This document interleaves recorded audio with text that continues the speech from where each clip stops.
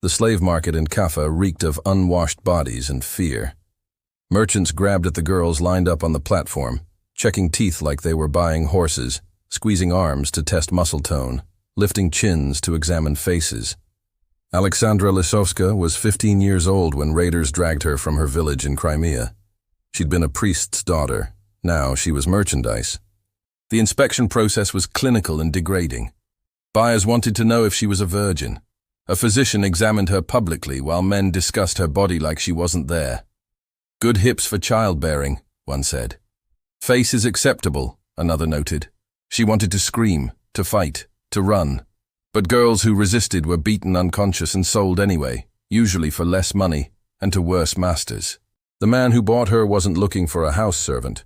He was a procurer for the Imperial Ottoman harem, and he paid premium price for young, attractive girls from Christian lands. Alexandra and 6 other girls were chained together and marched south toward Constantinople. 2 girls died during the journey. Nobody bothered to bury them properly.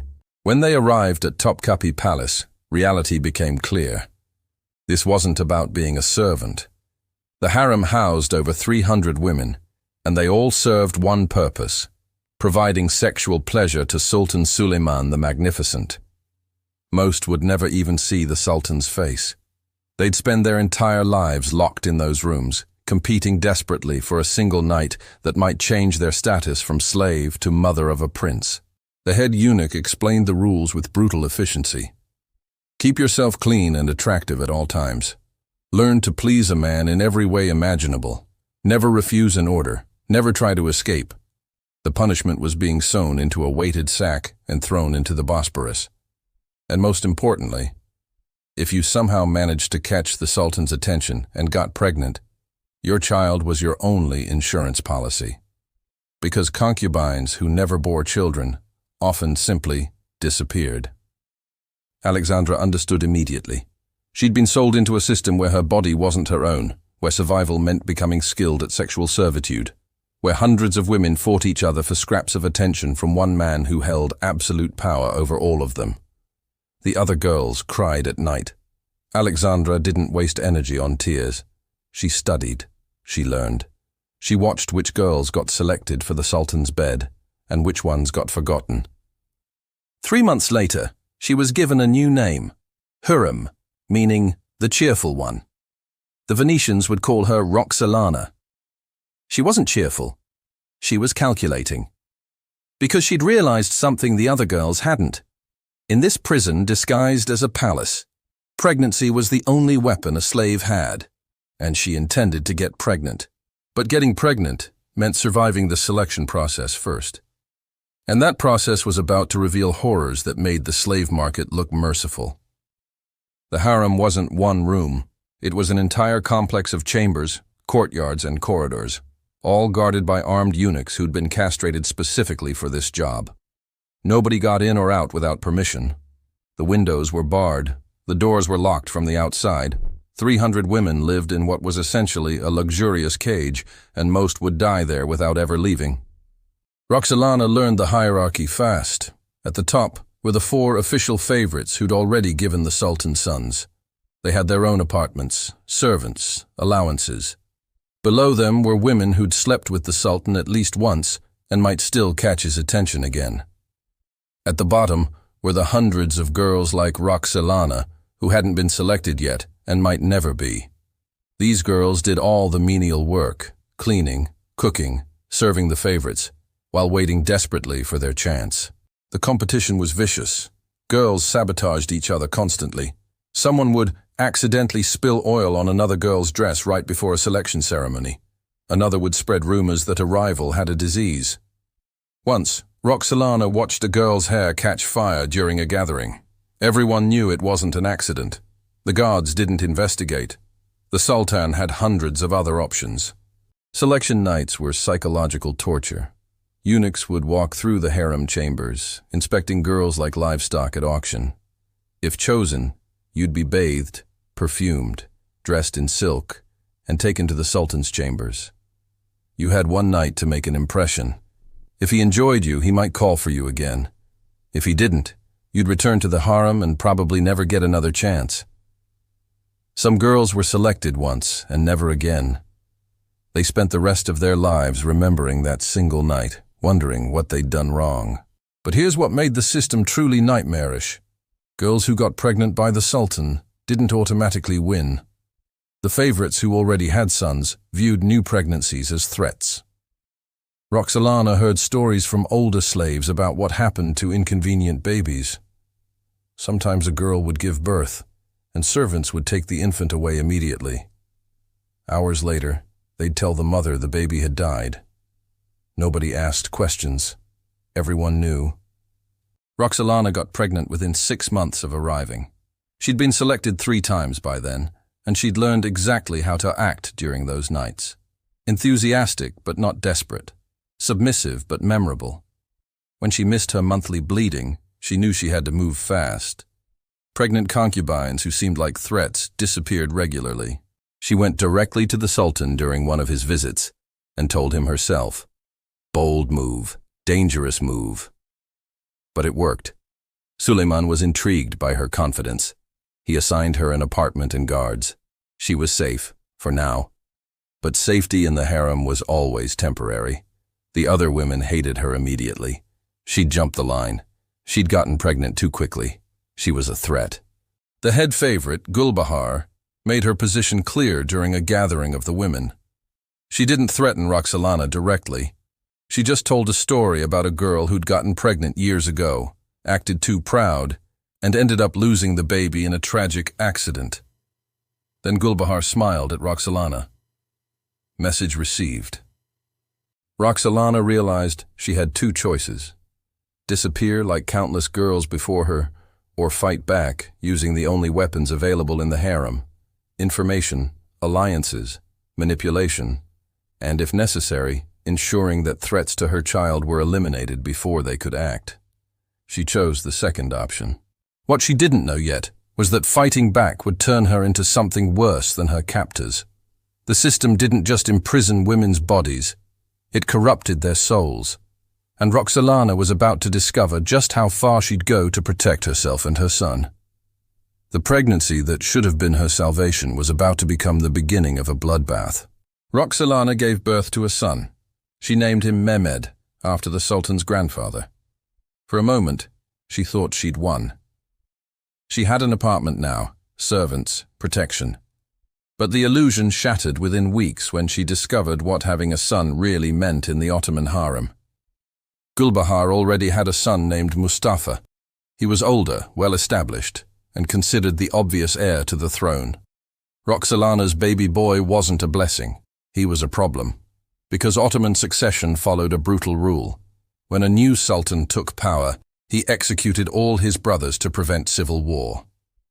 By giving birth to Mehmed, Roxolana had signed a death warrant. Either her son would eventually kill Mustafa, or Mustafa would kill her son. There was no middle ground. Gulbahar started her campaign immediately. She convinced Suleiman to send 5-year-old Mustafa to govern a province, a traditional training ground for future sultans. The message was clear. Mustafa was the designated heir. Roxolana's son was an afterthought. Roxolana watched her rival parade around the harem like she'd already won, and she understood that playing fair would get her child murdered. She began studying everyone in the harem. Which eunuchs were corrupt? Which servants could be bought? Which concubines hated Gulbahar enough to become allies? Roxolana had no money and no power, but she had something else. She was still young and attractive, and the Sultan still called for her. Every night she spent with Suleiman was an opportunity to plant ideas, to mention concerns, to subtly poison his opinion of rivals without seeming manipulative. It worked. Within a year she was pregnant again. Then again. Then again. 4 more sons. Then a daughter. Each pregnancy strengthened her position while weakening Gulbahar's. Suleiman started spending more nights with Roxolana, drawn to her conversation as much as her body. She'd learned to be entertaining, witty, indispensable. Gulbahar had 1 son. Roxolana had 5 children, and the Sultan's ear. But children weren't enough. Roxolana needed Gulbahar gone completely. She started spreading rumors carefully designed to make Gulbahar look dangerous. She suggested to the Sultan that Gulbahar was getting too ambitious, that she was building alliances with court officials, that she might be plotting to ensure Mustafa took the throne prematurely. None of it was true. All of it was effective. Suleiman exiled Gulbahar to Mustafa's province. She left the harem screaming curses at Roxolana, and Roxolana felt nothing. Not guilt, not triumph, just cold calculation. She'd removed a threat, but in the process, she'd become exactly what the harem system created. A woman willing to destroy anyone to protect her children. The other concubines watched and learned. Roxolana wasn't just another favorite now, she was dangerous. Girls who'd been friendly before started avoiding her. The ones who'd been hostile became terrified. Good. Fear was useful. Fear kept people from acting against her.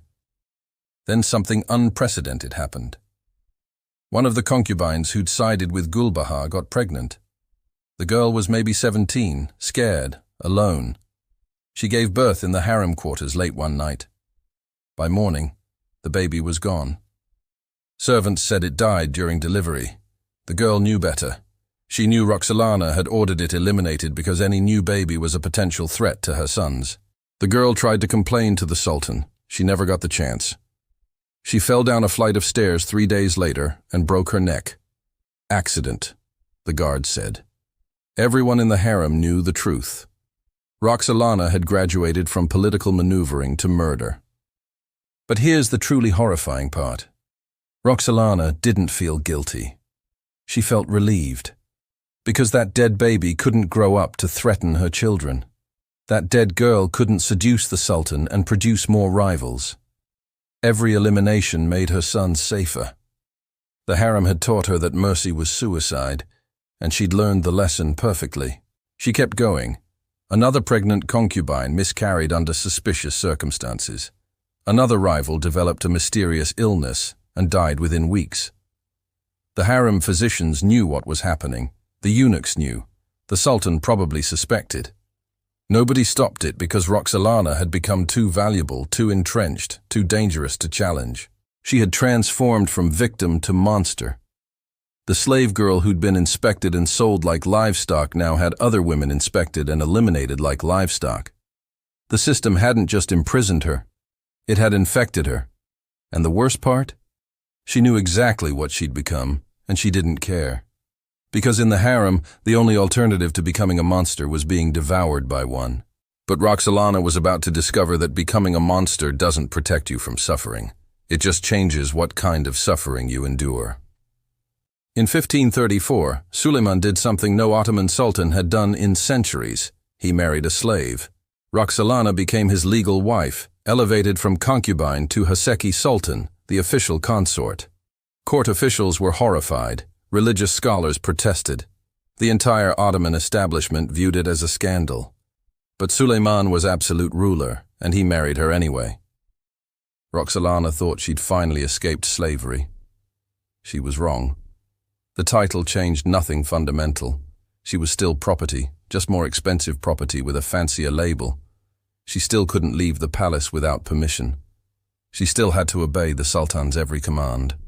Marriage just meant she couldn't be replaced as easily as before. But it did give her something crucial: legitimacy for her sons.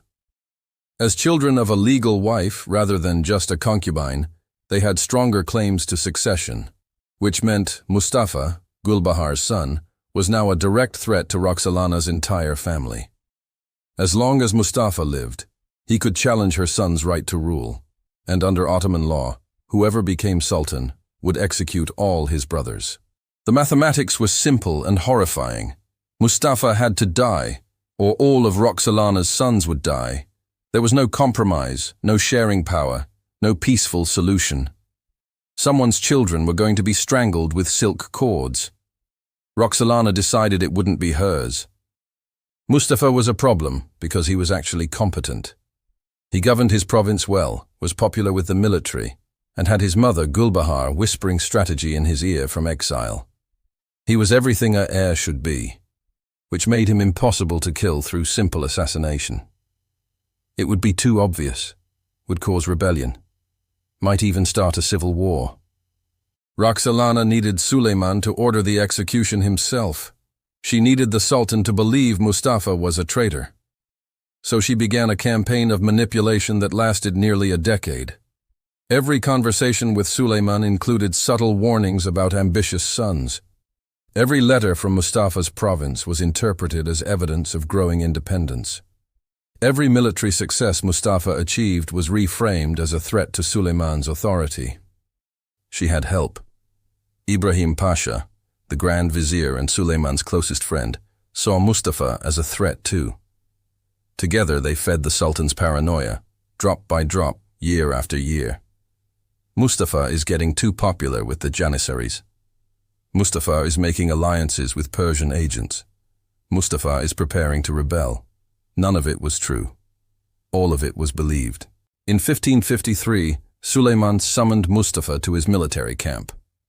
Mustafa came immediately, like a loyal son should. The moment he entered the Sultan's tent, executioners grabbed him.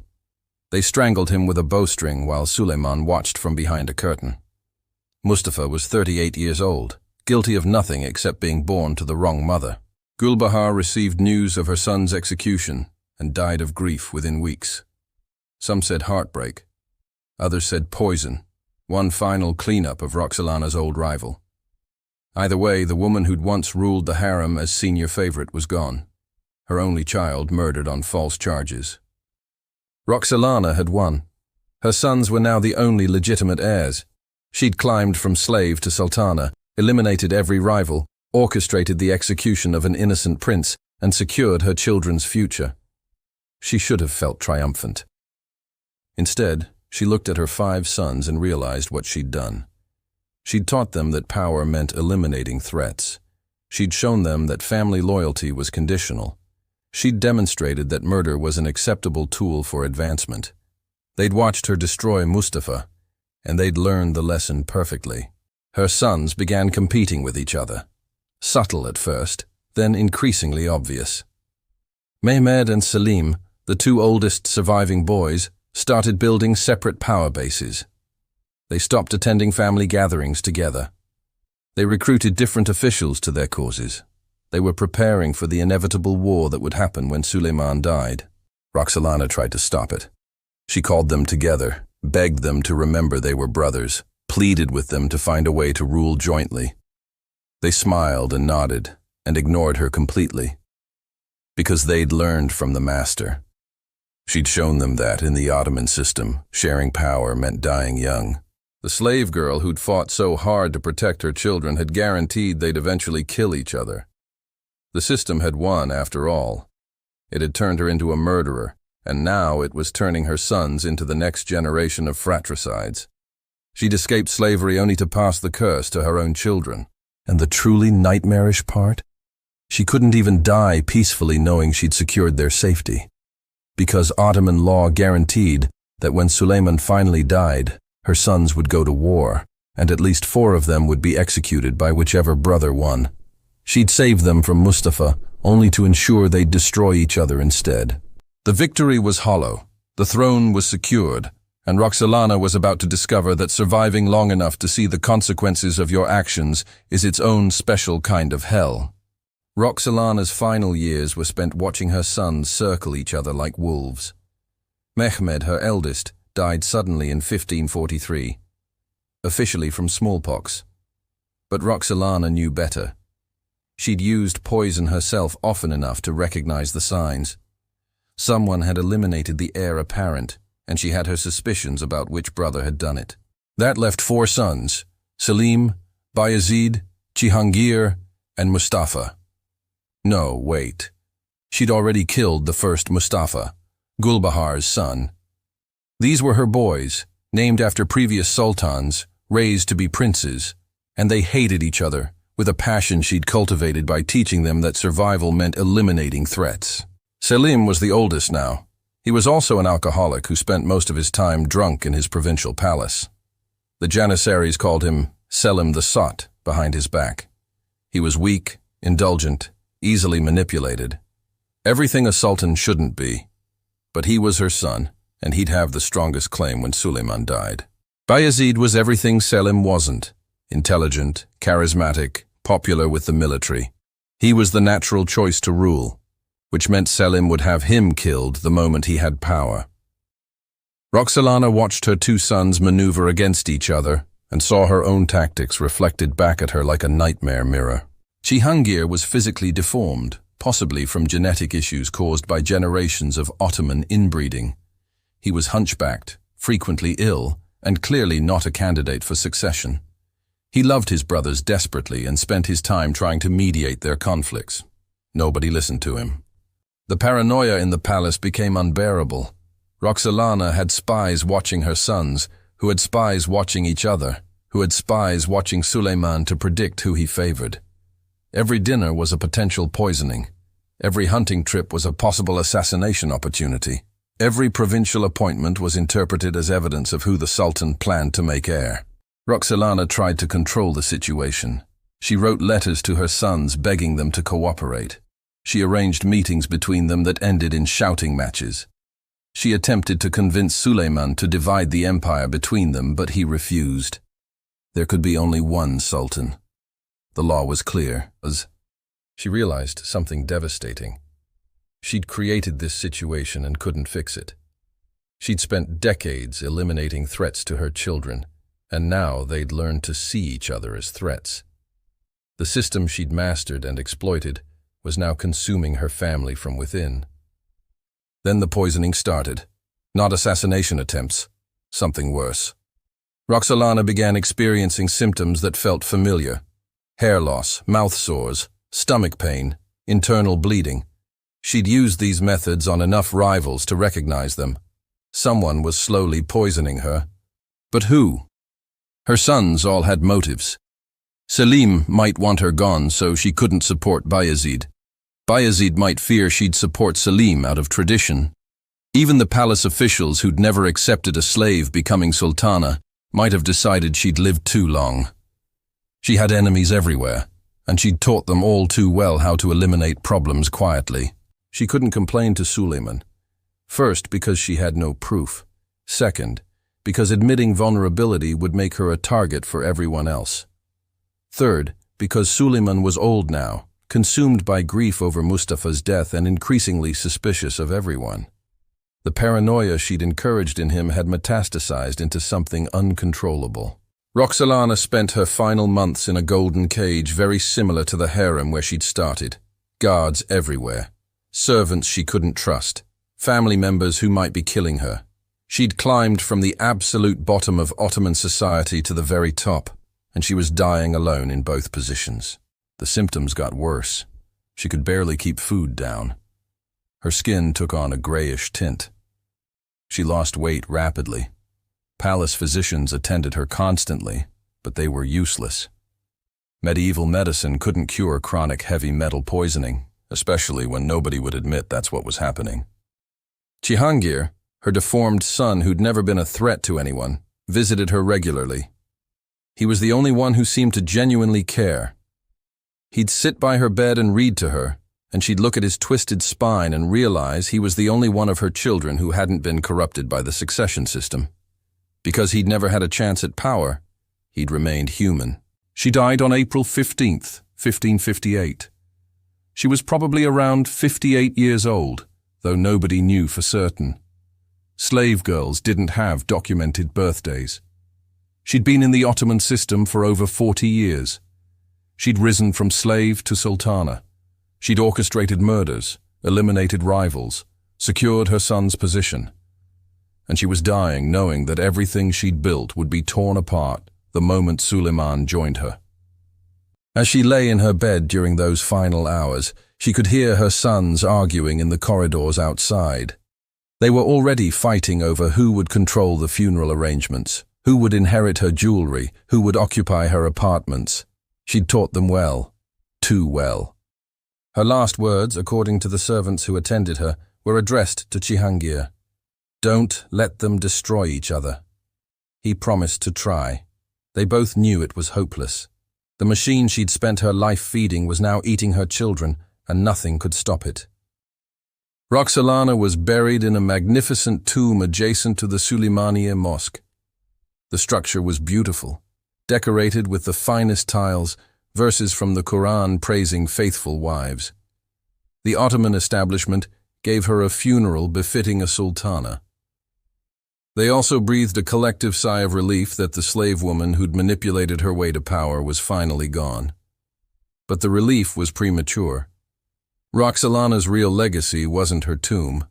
It was what happened next. Suleiman lived 8 more years after Roxolana's death. He spent them watching his remaining sons prepare for civil war.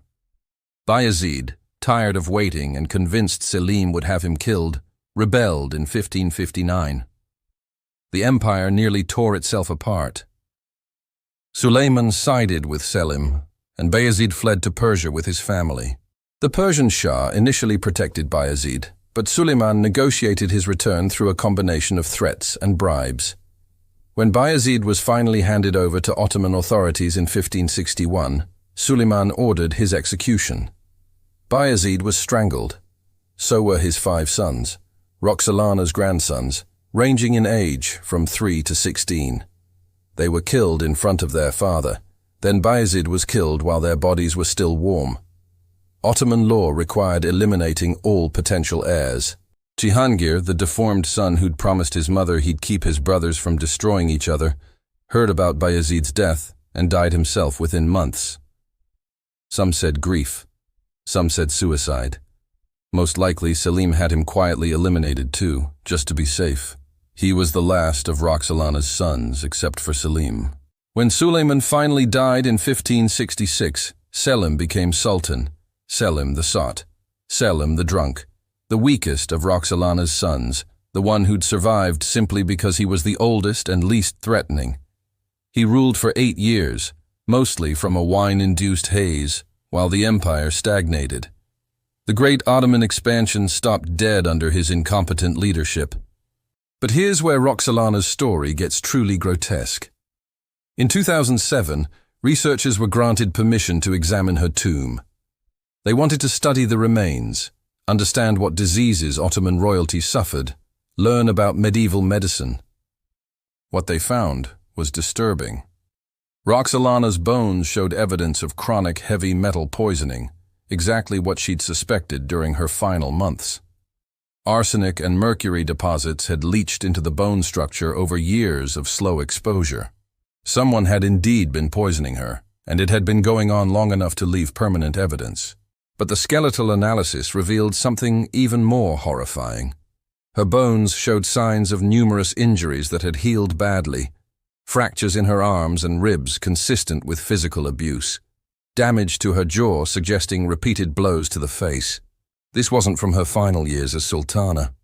This damage was old from early in her time at the palace. The slave girl who'd become sultana had been beaten regularly during her time in the harem, probably by other concubines, possibly by eunuchs during discipline sessions, maybe even by Suleiman himself during rough encounters. The injuries had healed, but the bones remembered.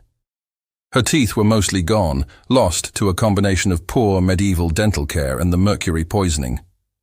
Her spine showed severe arthritis, likely from multiple pregnancies and repeated sexual trauma during her years as a concubine. Her body was a map of suffering that her elaborate tomb tried to hide. The researchers found one more thing that made them close the investigation immediately. There were scratches on the inside of her coffin. Deep scratches, like someone had been trying to claw their way out. Probably made post-mortem by shifting bones. Possibly, and this thought haunted everyone involved, made because she'd been sealed in the tomb before she was completely dead. Premature burial wasn't uncommon in the medieval period. People fell into comas, appeared dead, got buried alive. The Ottoman court had been so eager to be rid of Roxolana that they might have sealed her tomb the moment her breathing became undetectable. She might have woken up in darkness, trapped in a stone box, and died there for real while scratching uselessly at marble walls. The official report mentioned the poisoning evidence and the old injuries. It didn't mention the scratches inside the coffin. That detail was suppressed because it was too disturbing, too politically sensitive. But the researchers talked, and the story leaked out anyway. So here's the final accounting of Roxolana's life. Captured at 15, sold as a sex slave, imprisoned in a harem, forced to compete with hundreds of women for survival, impregnated repeatedly by a man she never chose, manipulated and murdered her way to the top, watched her sons prepare to kill each other, was slowly poisoned during her final years, and possibly buried alive in the tomb that was supposed to honor her memory. She'd risen higher than any slave in Ottoman history. She'd married a sultan. She'd eliminated every rival. She'd secured her son's position, and it had all been completely meaningless. Her sons still destroyed each other. The empire still declined. Her body still showed evidence of a lifetime of abuse and violence. The golden cage was still a cage. The slave girl who'd fought so hard to escape slavery had never escaped at all. She'd just graduated to a more expensive prison with better jewelry. The system that bought her in Kaffa at 15 owned her until the day she died at 58. And even death hadn't freed her, because she'd passed the same curse to her children, who'd passed it to theirs, who'd passed it down through generations of Ottoman princes murdering each other for power. Roxolana's tomb still stands in Istanbul. Tourists visit it and admire the beautiful tiles. They don't know about the bones inside, scarred by violence and poisoning. They don't know about the scratches on the coffin lid. They don't know that the woman buried there spent 43 years as property, first as a concubine and then as a wife, and that the only difference between the two was the quality of her chains. The inscription on her tomb calls her the beloved wife of Suleiman the Magnificent. It doesn't mention that she was merchandise sold at a slave market. It doesn't mention the women she had killed. It doesn't mention her sons strangling each other for power. History gave her a beautiful story about love conquering slavery. The bones tell a different truth. Some prisons are made of marble and decorated with prayers. Some chains are made of titles and covered in silk. And some slave girls climb to the very top of society only to discover that the view from the throne is just a better angle on the same cage they started in. The Ottoman harem system continued for another 3 centuries after Roxolana's death, consuming thousands more girls the same way it consumed her. The empire called it tradition. Historians call it politics. Roxolana's bones call it what it really was: a machine designed to turn human beings into property, mothers into murderers, and families into mutual executioners. She was the most successful slave in Ottoman history, and her success bought her nothing but a longer imprisonment and a more elaborate tomb.